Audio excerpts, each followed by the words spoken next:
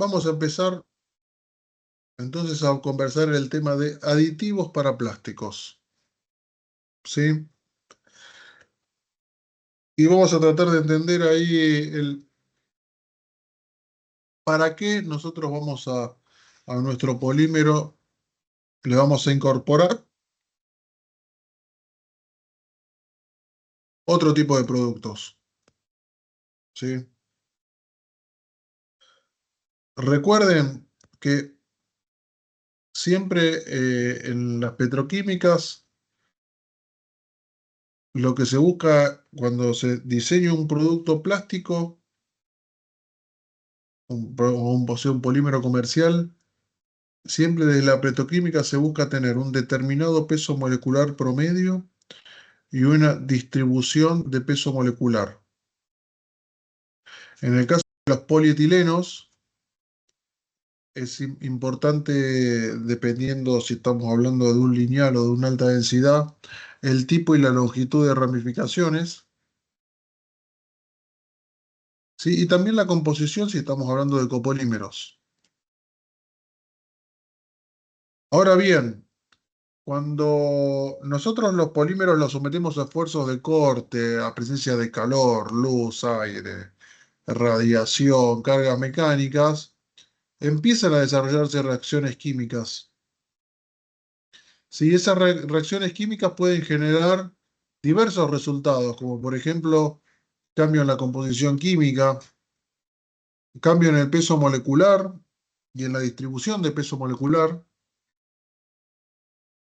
Y estos cambios se manifiestan en qué es lo que va a pasar con esa pieza cuando la estemos usando, cuando esté en servicio, que puede ser que tenga pérdida de resistencia mecánica, que sea más rígido, que pierda color, que, que pierda brillo, que pierda, bueno, hablamos de resistencia mecánica, podemos hablar de resistencia al impacto. Nosotros vamos a hablar de manera general cuando hablemos de degradación, ¿sí? Vamos a tomar este término como aquel que va a describir un proceso que da como resultado la pérdida de propiedades iniciales del material. ¿Sí? Cada vez que ocurra un proceso a partir del cual nosotros perdemos propiedades en el material que estamos utilizando, vamos a estar hablando de proceso de degradación. Y esta degradación puede darse en la materia prima, puede darse en el proceso de transformación o puede darse durante la vida útil de la pieza plástica que estamos usando.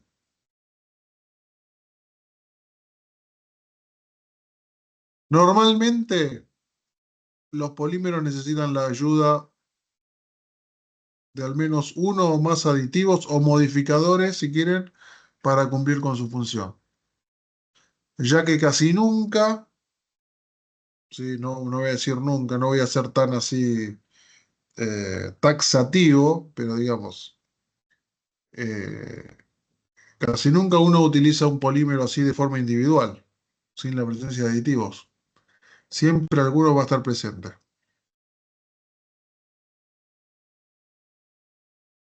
Y lo que es interesante es que tengamos presente que, ¿por qué vamos a hacer esto? Porque, bueno, tenemos que tener presente que hay algunas aplicaciones hoy como ya los materiales plásticos son materiales de diseño, ya hoy podemos decir y afirmar con bastante carácter que hay algunas aplicaciones que hoy, sin la presencia de materiales plásticos, no existiría. Entonces, ¿se acuerdan que en un momento yo les había planteado definir qué era un plástico? Y un plástico es una formulación a base de un polímero con aplicación industrial. De eso vamos a estar hablando cuando hablemos de un plástico.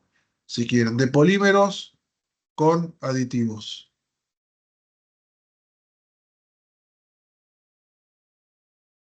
¿Para qué utilizar aditivos en plásticos?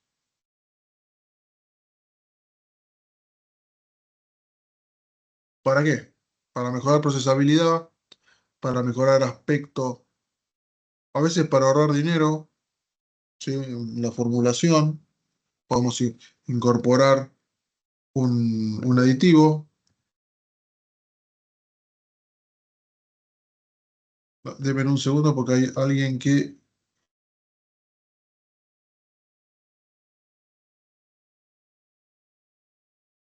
Hay una compañera que hay alguien que no puede entrar.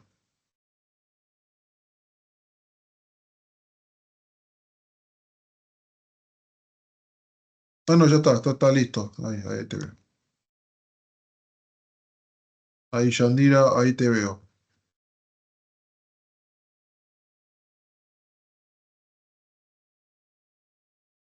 Bien, entonces,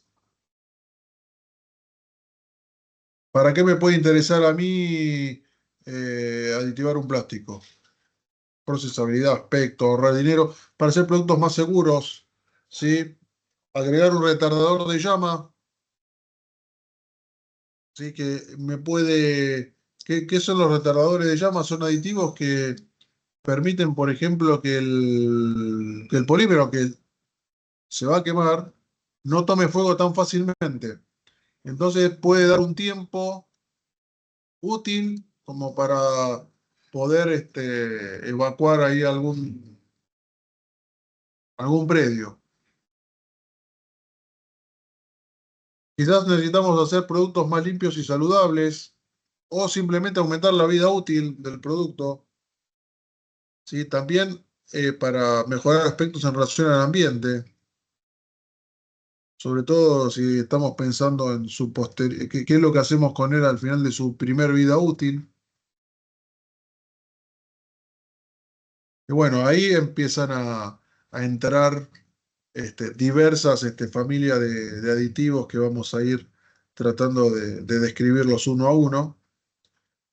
En primer lugar, tenemos los que son para mejorar la procesabilidad, vamos a hablar algo ahí de antioxidantes, el tema de mejorar aspectos, básicamente pigmentos, para ahorrar dinero, cargas y eventualmente en la posibilidad de que la aplicación lo permita el uso de agentes de expansión para disminuir densidad y disminuir peso, productos más seguros, modificadores de impacto, retardantes de llama. Productos más limpios y saludables, a veces el uso de agentes antiestáticos pueden ayudar. Aumentar la vida útil con el tema de protectores UV, también los antioxidantes te permiten aumentar la vida útil. Y si hablamos de mejorar la relación con el ambiente, ahí, bueno, el tema del uso de agentes compatibilizantes o inclusive también el uso de agentes de expansión. Hablemos de mejorar procesabilidad, ¿sí? Y acá entran en juego lo que son antioxidantes, estabilizantes térmicos, ayuda a procesos. Cuando hablamos de por qué el tema de antioxidantes, porque siempre que nosotros tengamos un proceso de transformación, de hecho lo hemos visto, eh, encontramos algunos factores que pueden afectar al polímero fundido. Y eso generarle un cierto grado de degradación. Acá, en cualquier proceso de transformación, tenemos en alguna medida esfuerzos de corte, ¿sí? Tenemos calor, tenemos temperatura y tenemos presencia de oxígeno, ¿sí? Todo esto puede dar lugar a procesos de degradación termooxidativa. Y esa degradación termooxidativa pueden ir en dos vías. Por un lado, la disminución de peso molecular por corte de cadena, ¿sí? Caso emblemático acá que les puedo compartir es el polipropileno, que con el mecanismo de degradación que existe es la disminución de peso molecular, por eso quizás aquel que inyecta PP, en algunas veces le gusta trabajar con la molienda o con algún reciclado que corre mejor, bueno, es por este tipo de efecto. Como ejemplo de aumento del peso molecular por recombinación de cadenas, tenemos al polietileno, donde cuando los primeros mecanismos de degradación termooxidativa que tiene un polietileno es la formación de geles. ¿Qué son los geles? Son macromoléculas de muy alto peso molecular que generan algún tipo de inconvenientes, por ejemplo, en películas.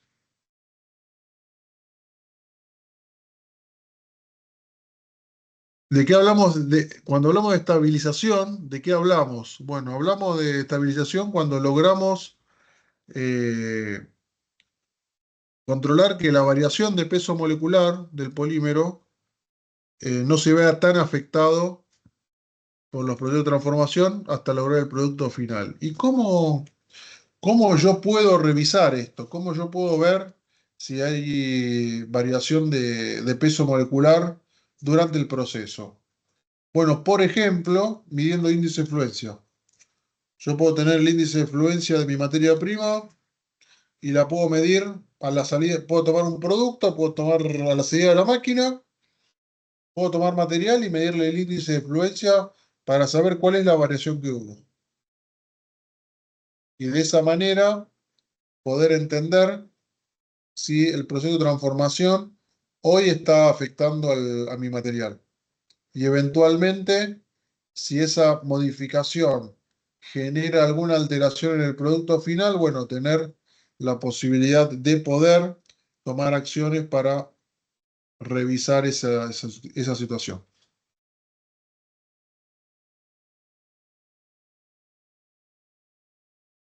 Acá les muestro, a la izquierda tienen una resina estabilizada, a la derecha tenemos una resina que se encuentra con un grado de oxidación interesante.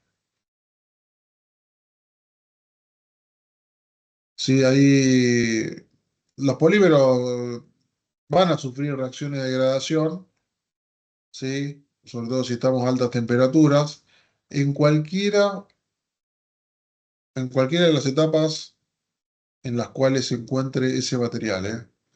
Por supuesto, puede ser en el proceso de polimerización mismo, si no hay control de las variables de proceso. Durante el proceso de transformación, podemos tener también ahí algún tipo de evento.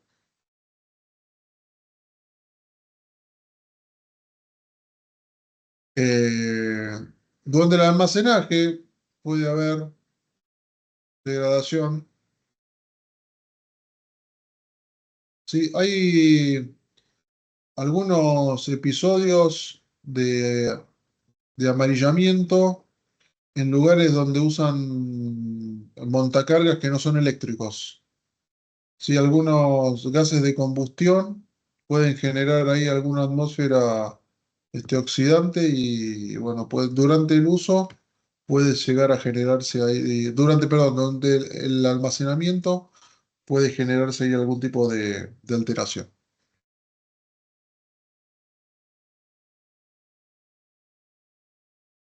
Bien, cuando un polímero se degrada, esto que acabamos de ver, hay cambios en el peso molecular promedio, su distribución de peso molecular, y si cambia el peso molecular promedio y la distribución de peso molecular, va a cambiar la viscosidad, va a cambiar de qué manera fluye. Entonces, esto que yo les comentaba, a través del índice de fluencia yo puedo acompañar, puedo seguir cómo es ese proceso.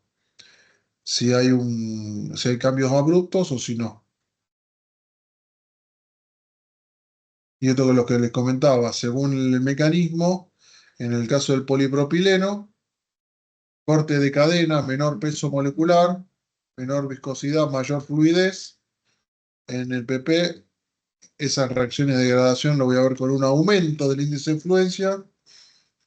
En el caso del polipropileno, perdón, del polietileno, por reacciones de entrecruzamiento, lo que podemos ver es un aumento del peso molecular, un aumento de la viscosidad, entonces una disminución en los valores de índice de fluidez. Bien, dos comentarios sobre antioxidantes. Bueno, como bien dice su nombre, los antioxidantes previenen la oxidación, ¿sí? Eso qué quiere decir, bueno, interviene de manera tal de que retardar esa reacción del polímero con el oxígeno, ¿sí? Ya que ese proceso de oxidación puede generar bastantes consecuencias en mi material. Y según el mecanismo, ¿sí? Hay dos familias de antioxidantes, los que se llaman antioxidantes primarios, que lo que hacen es, el mecanismo es capturar los radicales libres que se generan en el polímero, entonces no permiten ahí que la reacción ocurra. Y los antioxidantes secundarios, que lo que hacen es recombinarse con peróxidos y a partir de ese mecanismo tratar de proteger al material. ¿Qué es lo interesante? Que normalmente uno puede encontrar de los dos tipos de- de antioxidantes. Los antioxidantes primarios, sí, pueden ser del tipo fenólicos, algunas aminas, lactonas. Fenólicos son ampliamente ahí utilizados. Y tecnologías de antioxidantes secundarios, tenemos tecnologías del tipo fosfitos, tioéteres. Les hago un comentario. Normalmente los antioxidantes primarios protegen, por su mecanismo, protegen al polímero en la vida útil, o sea, ya en forma de pieza plástica. Y normalmente el antioxidante secundario preferencialmente protege al material durante el proceso de transformación.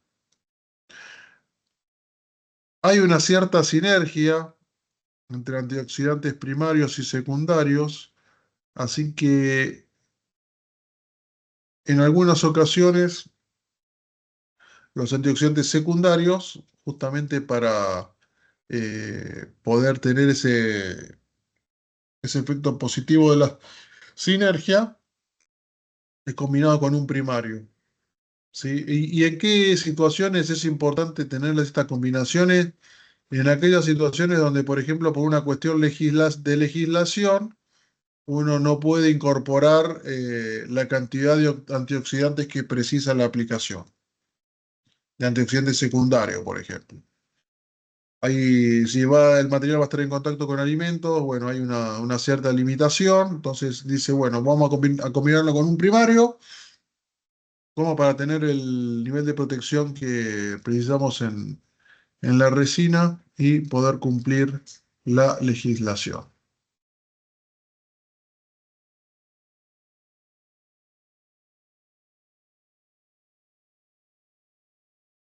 Eh, bueno, acá mecanismos de degradación, como les comentaba, ahí tenemos la captura de lo que son los radicales libres, ¿sí? Y bueno, después actuar, si quieren, sobre los peróxidos para que no la reacción de degradación continúe avanzando. Siempre esto va a ocurrir en presencia de oxígeno, de temperatura y de esfuerzo ahí mecánico de formaciones de corte. Recuerden que normalmente el polímero acá va a estar en estado líquido, si hablamos de que ocurren durante el proceso de transformación.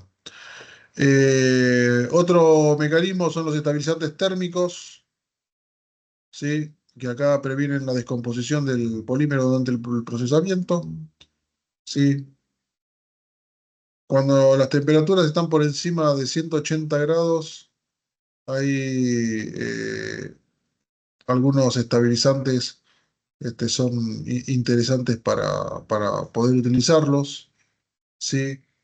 Hay varias cuestiones a tener en cuenta. Los primeros mecanismos que tienen es de absorber calor, porque estos estabilizantes térmicos tienen una alta capacidad calorífica, con lo cual reduce la energía absorbida por el polímero. Entonces ese es el mecanismo a partir del cual estos estabilizantes trabajan. Eh, Hay estabilizantes térmicos orgánicos bastante empleados. eh, Son los estearatos, ¿sí? De bario, de cadmio, de zinc. Se usan mucho menos los estearatos de plomo, sobre todo en PVC era un estabilizante muy utilizado. ¿Sí?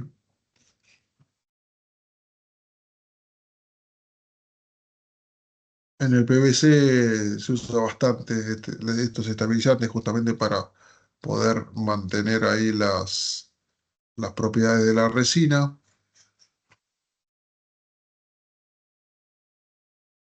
En particular, si uno usa base de estaño, hay en función de cuál es la naturaleza de, de los grupos ahí presentes, puede tener distintos tipos de estabilizantes. Sí, normalmente las ventajas de estos compuestos es que los compuestos de estaño a veces no interactúan con el polímero, como quizás sí lo pueden hacer otros estabilizantes de base de cadmio y zinc.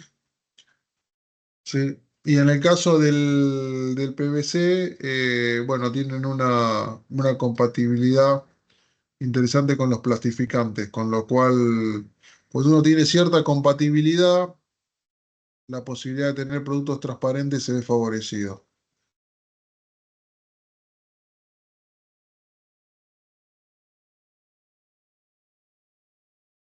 Otra técnica ahí para proteger a los polímeros es el ayuda a proceso.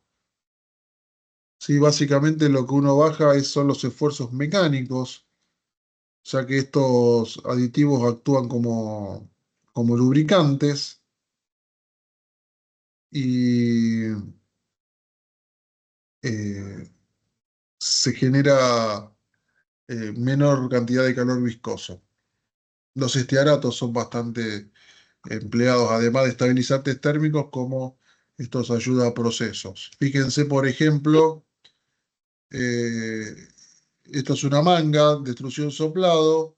Las características que tiene esta manga, fíjense que no, a medida que va bajando, esa manga se estira, no mantiene su forma. Y con el agregado de ayuda a proceso, que disminuye ahí la, la posible degradación oxidativa que puede tener el material, uno tiene un Parison mucho más estable.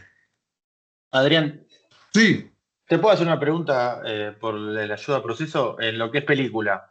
sí. ¿Te ayuda cuando vos tenés diferencia de fluencias o de grados entre dos materiales en una monocapa, digamos, para hacer un film?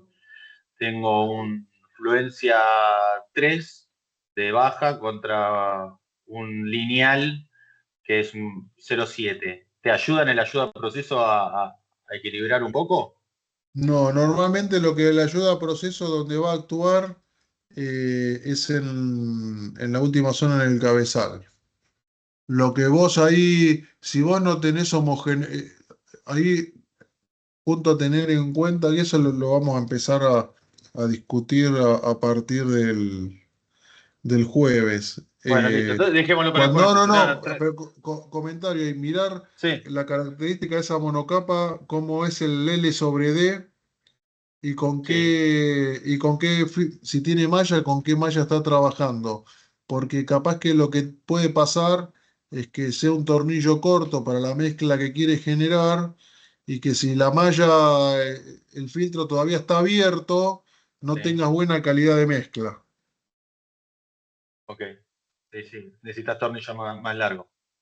más relación de tornillo. O una cosa que a veces vamos a poder también ver es tratarle, siempre que no nos afecte, tratarle de aumentar un poco el tiempo de residencia dentro de la máquina como para darle más homogeneidad. Entonces en el ayuda a proceso ahí no iría en eso. No, la ayuda ahí proceso no, la ayuda a proceso, por ejemplo, fíjate acá en el tema de las deposiciones en la superficie. Claro.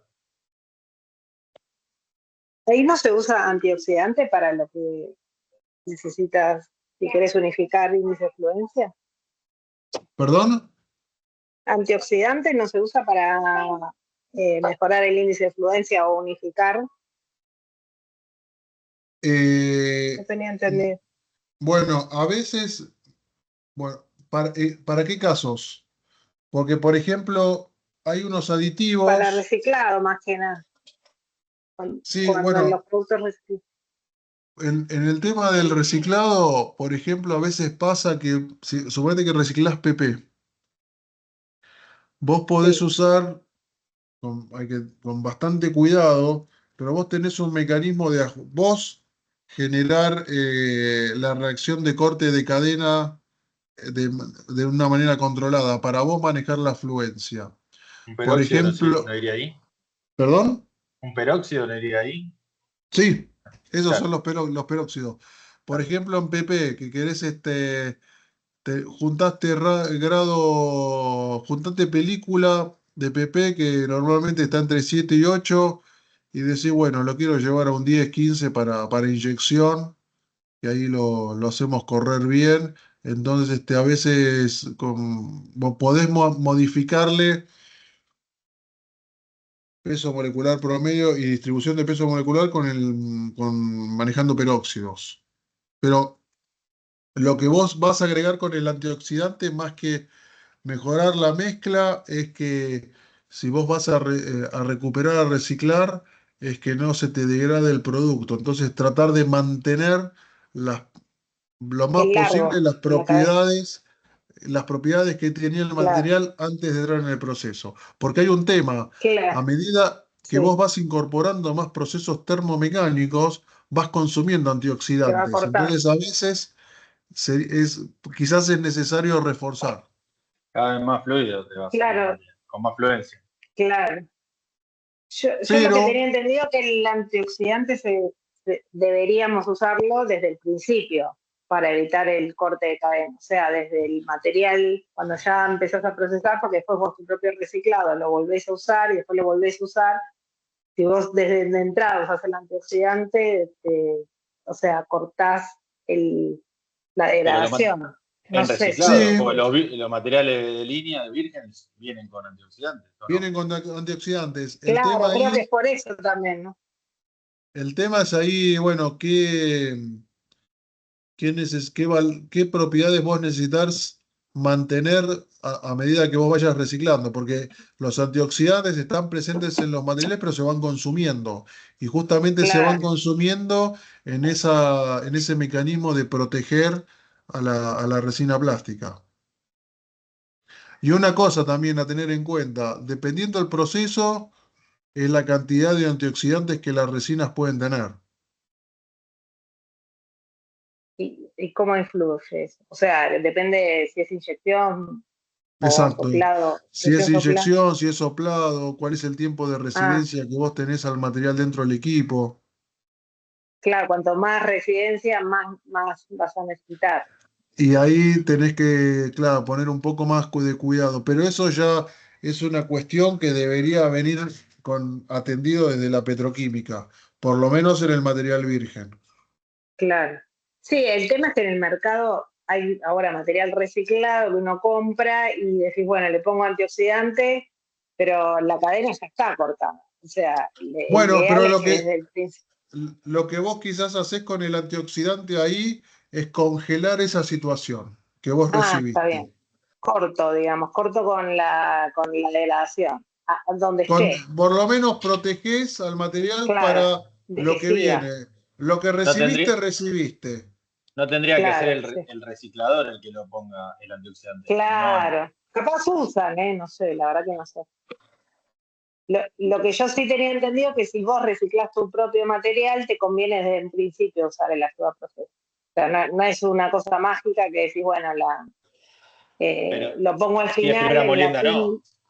No, bueno, No, si es primera molienda no, pero por ahí la segunda, tercera ya empezás a Claro, sí. usarlo y ya sabes que tiene reciclado, bueno, ponerle un poco de bien, antioxidante para evitar eso, que siga, digamos, la degradación. bien, Y también los índices de flujo. sí, te Sí, escucho. perdón. No, que también tenía entendido que como que homogeneizaba el índice de fluencia, pero puede ser que sea para cadenas más cortas, ¿no? Siempre, o sea, para atrás no puedes Bueno, volver. Lo que podés ahí es unificar eso para adelante. lo podemos charlar, pero normalmente cuando vos cortás cadena, el peso molecular promedio disminuye y la distribución de peso molecular se angosta. Se Cuando vos, unifica, claro. cuando vos generás geles, es lo contrario. Ajá, Son todos los Cuando, puntos, está bien. los geles. Todo lo que está claro. degradado y ya te pincha ahí en lo que es película. Claro, Te Claro, va. la molécula, esa macromolécula es tan grande que no tiene capacidad de acomodarse y de estirarse. Y pasa por el filtro.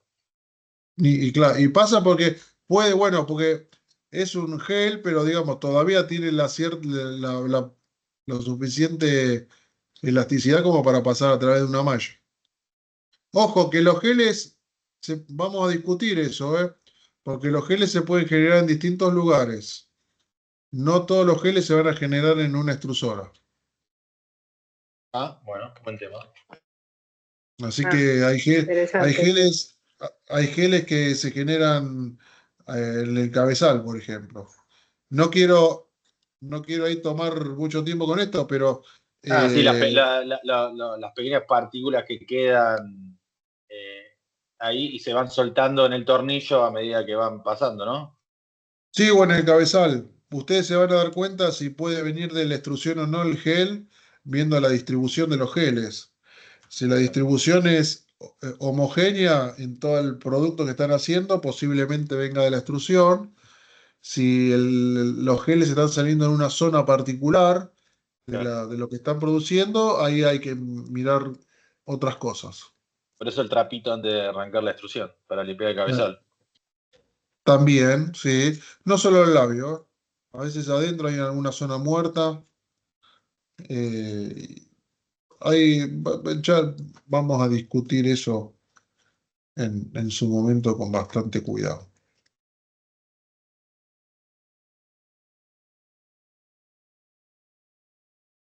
Bien, acá lo que es Ok, gracias. interesante, ¿perdón? Gracias, decía. No, Está no, claro. no, no. Bueno, el tema, fíjense lo interesante, ¿no? De que cuando uno no tiene lubricante, o si quieren el lubricante es interno, tenemos un perfil de velocidades, pero estos básicamente lo vamos a ver bien. eh, este efecto es bien interesante, sobre todo en la zona de los cabezales. eh, pero fíjense cómo cambia el perfil de velocidades cuando uno agrega ese lubricante o ayuda a proceso de manera externa, como un aditivo. Cómo cambia el perfil. Y acá baja bastante eh, la generación de esfuerzo de cortes por cuenta de cómo es el perfil de velocidades. Disminuimos la generación de calor viscoso,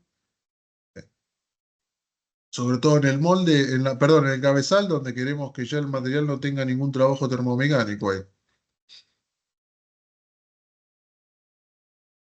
Bien, mejorar aspectos, tema de pigmentos, fragancias que están apareciendo ahora para el tema de los materiales reciclados. ¿Sí? Ahí normalmente los productos son coloreados. ¿Sí? Uno puede usar los pigmentos, los podemos dividir en colorantes y tintas, en pigmentos y tintas, perdón. Eh, los pigmentos van a ser materiales que son prácticamente insolubles en el polímero. ¿sí? Siempre lo vamos a ver en forma de partículas. Las tintas, si quieren, son colorantes solubles que se encuentran dispersos ahí en- en la matriz polimérica ahí. Lo interesante es que las tintas me pueden mantener transparencia y el pigmento me puede afectar la, eventualmente la opacidad de la pieza que yo quiero realizar. Esto, por supuesto, mirando en lo que son piezas transparentes. Antiguamente se utilizaban mucho lo que eran pigmentos inorgánicos a base de plomo, cadmio, ¿sí? Y bueno, todas las tecnologías migraron por temas regulatorios, migraron hacia cuestiones que tienen que ver con el desarrollo de pigmentos orgánicos, ¿sí? Y hay distintos tipos de familias. ¿Qué desventaja tienen los pigmentos inorgánicos, perdón, los orgánicos respecto a los inorgánicos? La solidez del color, o sea, cómo es la resistencia por ejemplo, a la radiación ultravioleta. Los pigmentos orgánicos frente a la radiación ultravioleta van evolucionando. Yo no sé si ustedes tienen visto algunos carteles en la vía pública que con el correr del tiempo hay algunos colores que se van perdiendo. Eso es producto de la interacción ahí con radiación ultravioleta. Los pigmentos inorgánicos, en ese sentido, tienen mayor solidez de color, o sea, su vida útil es mucho mayor. Pero, bueno, hay cuestiones asociadas a problemas ambientales que no permite su uso.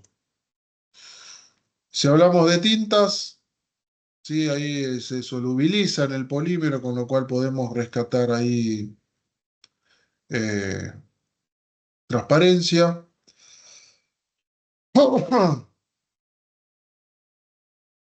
Si, si el colorante no está bien disuelto ahí, a veces puede ocurrir algún tipo de migración y eso afectar las características ahí del producto. Si hablamos de ahorrar dinero, hacer estructuras más competitivas, el tema de usar rellenos, cargas, silicatos, carbonatos.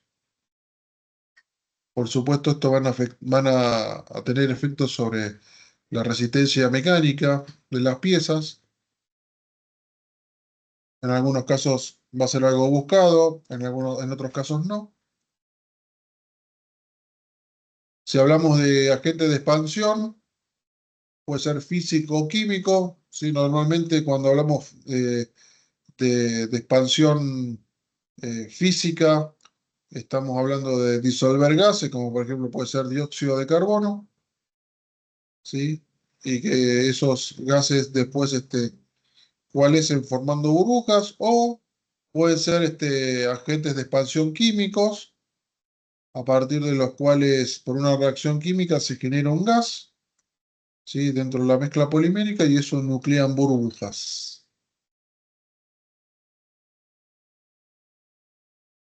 Todo lo que es espumas es un arte también, porque no solamente tener el gas, sino poder tener la posibilidad de poder controlar la forma en la cual se organizan esas burbujas, ya sea en tamaño, en la dispersión, tamaño promedio, dispersión de tamaño, cantidad.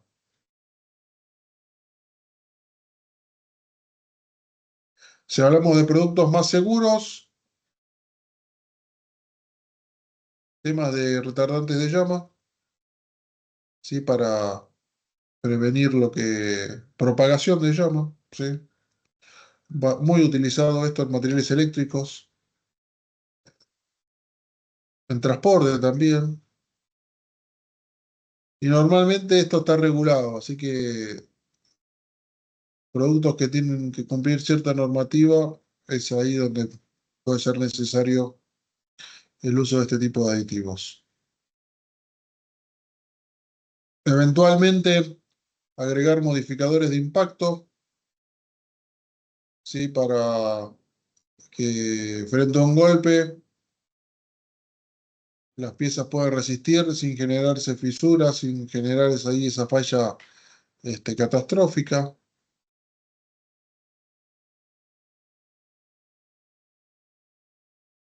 Algunos productos donde puede ser interesante utilizar ese tipo de modificadores. Bueno, el tema de utilizar agentes antiestáticos, ¿sí? Para que no se acumule polvo y que los productos queden más limpios y saludables, sobre todo si esos polvos pueden generar algún tipo de alergia. ¿Sí? Los agentes antiestáticos ayudan a disminuir la carga electrostática en los polímeros. Y eh, esto es un hecho que como los polímeros son malos conductores eléctricos, ¿sí? En ciertas situaciones se pueden cargar a nivel superficial, se pueden cargar electrostáticamente y eso, por ejemplo, impactar en la presencia de polvos, por ejemplo, sobre la superficie del producto. O, por ejemplo, para el envasado de línea de envasado automático, de jugos en polvos, de azúcar, bueno, que puede haber por presencia de estática, porque es una línea de envasado automático, donde las películas corren a alta velocidad, se cargan electrostáticamente, bueno, pueda quedar producto vinculado electrostáticamente sobre la superficie y eso afectar la línea de envasado o si estamos hablando de un producto final, bueno, que puede afectar la estética, puede dar esa apariencia de estar sin el mantenimiento adecuado, sin la limpieza adecuada, y es simplemente que el polvo se depositó en la superficie por presencia de estática. Si hablamos de aumentar vida útil, Adrián, te hago una algunas... consulta del Sí, antiestático. ¿Vos sabés si sí, existen muchas restricciones para los usos de antiestáticos?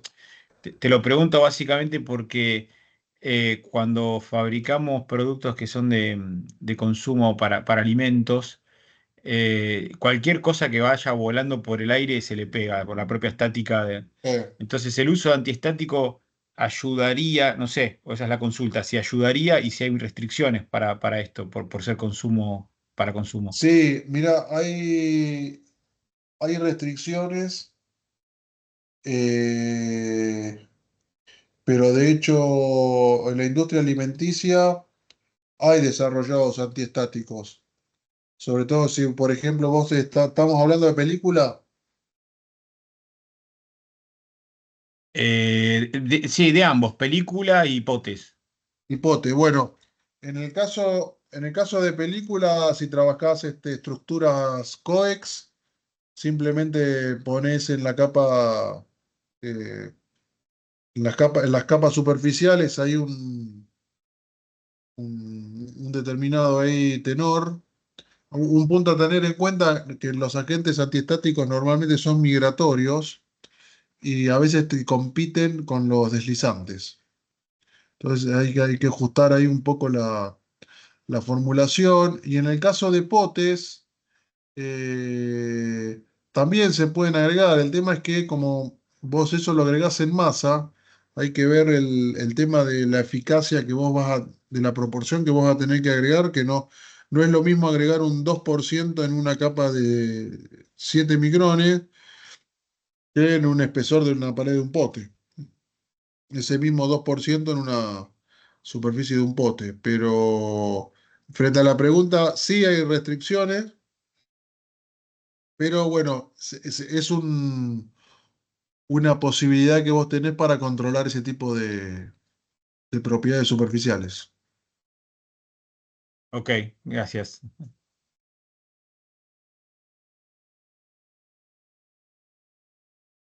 Bueno, respecto a la protección frente a la radiación ultravioleta, ¿sí? La radiación ultravioleta es una de las principales causas de degradación de los productos plásticos.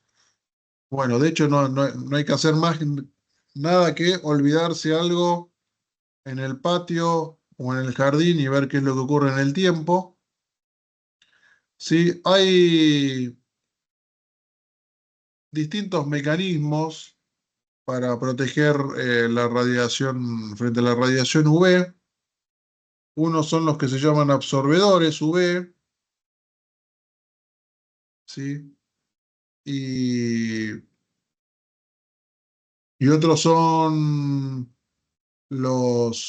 hay unos que trabajan absorbiendo la radiación ultravioleta y hay otros que trabajan rechazando ahí la radiación ultravioleta, generando ahí algún tipo de interacción que hace que se emitan otro tipo de, mm, de radiación de frecuencia y termina ahí protegiendo al polímero. Si hablamos ahí de mejorar la relación con el ambiente, de nuevo, el agente expansor simplemente para disminuir peso, con lo cual si disminuimos peso, estamos mejor desde el punto de vista ambiental. Si trabajamos con compatibilizantes, es sobre todo eventualmente para tenerlo presente en los procesos de reciclado, ¿sí? Si tenemos la probabilidad de tener resinas que no sean miscibles entre sí, el tema de usar un agente de acople, un compatibilizante, como bien ustedes habrán visto con la doctora Moyo, viabiliza el proceso. Aparte, los compatibilizantes también en algunos casos pueden ayudar a mejorar algunas características. Hay algunos compatibilizantes que, por ejemplo, aumentan resistencia al impacto, sobre todo en polipropileno. Entonces, eh, puede ser interesante ahí desde ese punto de vista. La industria de aditivos es importante en el mercado de la transformación de plásticos, ¿sí? De hecho, hay muchos proveedores, ¿sí?, de principios activos eh, para, para los distintos tipos de aplicaciones que vinimos conversando. Normalmente los aditivos no se trabajan puros, sino que se trabajan en concentrados o compuestos, ¿sí? Básicamente por algunas razones. Trabajar con un concentrado mejora el mezclado de aditivos y de resina, ¿sí? Y tenemos ventajas en lo que es la dispersión del aditivo y la distribución del aditivo, ¿sí? Cuando hablamos de dispersión, ¿sí?, ahí tenemos que tener en cuenta cuál es la cantidad y el tamaño de partículas por unidad de área que tenemos en nuestro sistema ahí de mezclado. Fíjense que vamos a hablar de dos tipos si quieren, de etapas de mezclado. Vamos a volver, sobre esto vamos a volver. Cuando hablamos de dispersión, es si nosotros tenemos un grupo de partículas que tienen algún tamaño de agregado. Bueno, yo hablo de dispersión cuando puedo disminuir ese tamaño de partícula o puedo romper esos aglomerados. Y voy a hablar de distribución cuando yo pueda, si quieren, homogeneizar la presencia de las partículas en el material con el cual yo estoy trabajando. Un mezclado dispersivo no me garantiza homogeneidad, ¿sí? La homogeneidad me lo garantiza el mezclado distributivo. Ahora bien, ¿qué es lo que para tener mayor eficiencia uno buscaría romper aglomerados, ¿sí?, para que tener mayor eficacia, si quieren, eh, en el uso del aditivo y distribuirlo homogéneamente. Entonces, normalmente uno va a querer tener los dos tipos de mezclados, ya sea el dispersivo y el distributivo.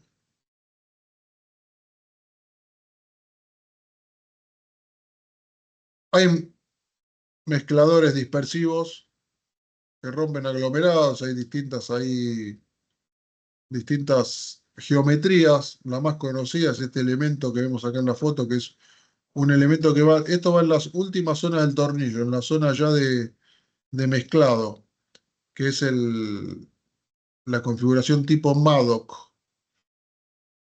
que tiene una restricción que hace que en esa restricción los esfuerzos de corte sean tales que se pueden romper estos aglomerados y generar un tamaño de partícula mucho más pequeño, ¿sí? Mezclado dispersivo. Y cuando hablamos de mezclado distributivo, ¿sí? Son configuraciones de pines, ¿sí? Que lo que hacen es esas partículas que yo tengo, repartirlas homogéneamente en el material con el cual estoy trabajando. ¿Por qué el tema de la dispersión es importante? Porque a veces me pueden traer problemas. Puedo tener variabilidad de color en una pieza, pérdida de propiedades mecánicas porque hay lugares donde el pigmento quedó más concentrado. Yo siempre pongo acá un ejemplo de una vez que me tocó analizar una pieza. Era un conector de 16 pines que no funcionaba. Y, y con un tester medíamos si había continuidad o no entre los pines y nos dimos cuenta que porque había algo interesante. En los conectores que eran negros, el problema existía, y en los conectores que eran naturales, conector de pines naturales, el problema no existía. Y el problema era que el pigmento negro, el negro de humo, que es conductor de la electricidad, no estaba bien, no estaba bien distribuido. Entonces generaba caminos que así quedaba continuidad. Y esa continuidad no permitía que los pines estuviesen aislados, generaba una continuidad y ahí el conector perdía su eficiencia. Simplemente ahí como comentario. Hay también aditivos que mejoran la presencia de un envase, que es lo que llaman antifog o antiniebla. Miren, ustedes tienen estas dos bandejas, uno que tiene el aditivo, que es el del lado derecho, y el que no tiene el aditivo, que está del lado izquierdo. Entonces uno tiene una película con un producto adentro que eventualmente la presencia de humedad distribuida de esta manera no puede generar, no afectar al producto, pero sí estéticamente. O en un envase de pollo, cuando el pollo es envasado caliente, ¿sí? Que se genera todo ese vapor que condensa sobre las paredes del envase, bueno, que puedan coalescer esas gotas de agua y caer para que el aspecto del pollo en ese caso sea atractivo.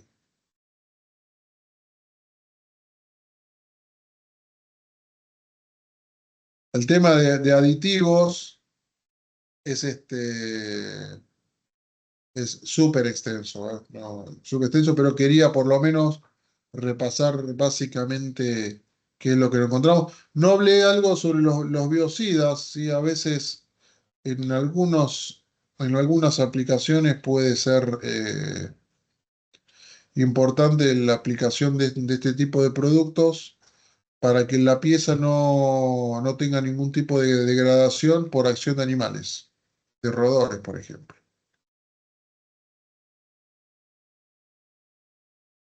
Bien, esto era lo que tenía para contarles respecto de esta parte de la materia. ¿Qué les voy a pedir?